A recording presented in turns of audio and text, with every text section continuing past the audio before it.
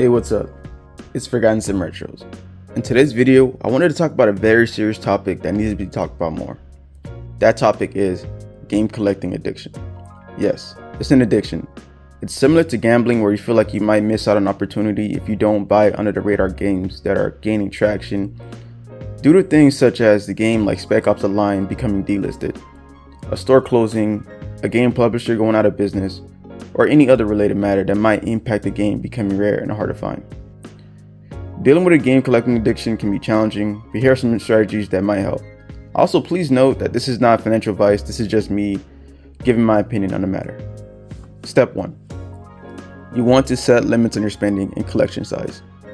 Establish a budget for how much you can spend on games each month and how many games you can buy and add to your collection. Try the 50-30-20 rule as a simple budgeting framework. Allow up to 50% of your income for needs such as rent, car, water, and light. Then you want to leave 30% of your income for wants such as subscriptions, gym, and other hobbies such as game collecting. Then you want to commit 20% of your income to savings and debt repayment beyond minimums. If your bills are over 50%, you can reduce to 30 and 20% if needed. Make sure your bills are paid, such as your rent and mortgage, car payments, insurance, water, light, and phone, and then you want to set some money aside for each paycheck. This is another route that you can take if you can't really focus on the 50-20-30 rule.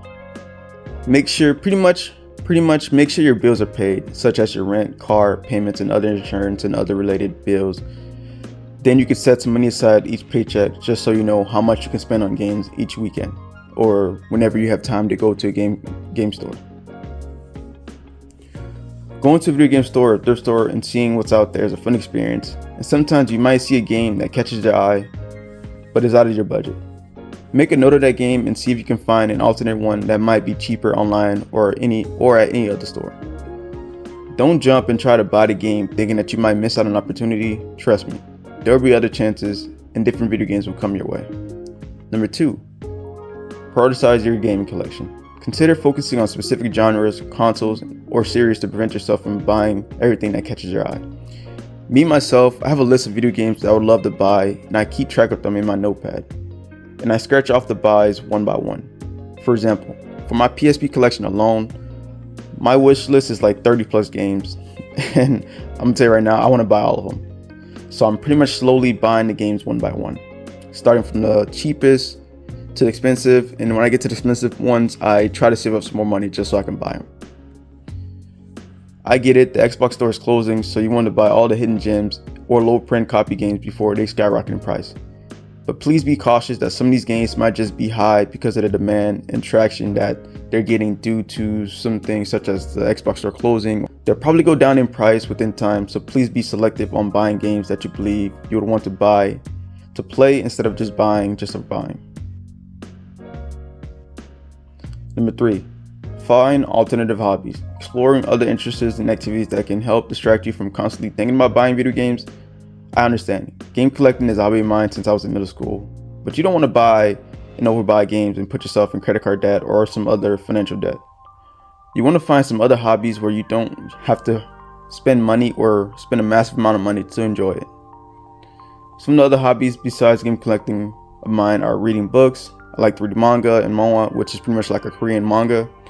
And I'll tell you right now, like there's some bangers out there like Solo Leveling and some others.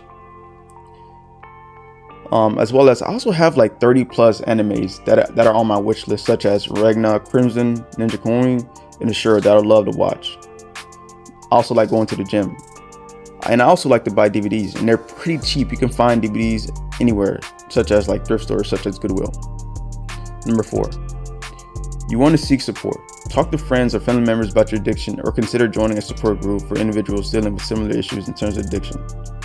I'm here for y'all, and I catch myself sometimes buying games just to buy games. Number 5. Consider seeking professional help. If your addiction is really impacting your life and well-being, it might be beneficial to speak with some therapist or some type of counselor. Number 6. Lastly, evaluate your collection. Periodically review your games collection and consider decluttering or selling items that might no longer bring you joy or serve a purpose. Me, myself, I have over 1,000 plus games scattered across multiple different consoles, And even sometimes I consider selling some games. Maybe, I don't know. I love looking at my collection, so I might not sell them. But even then, still evaluate your game collection. This can help prevent unnecessary accumulation and refocus your attention on games that matter the most to you. And remember, it's important to be patient with yourself during this process and celebrate small victories along the way. Let me know in the comment section if you guys found this video impactful on your viewpoint of game collecting as well. Let's discuss it in the comment section. Thank you for watching, and I'll catch you guys later.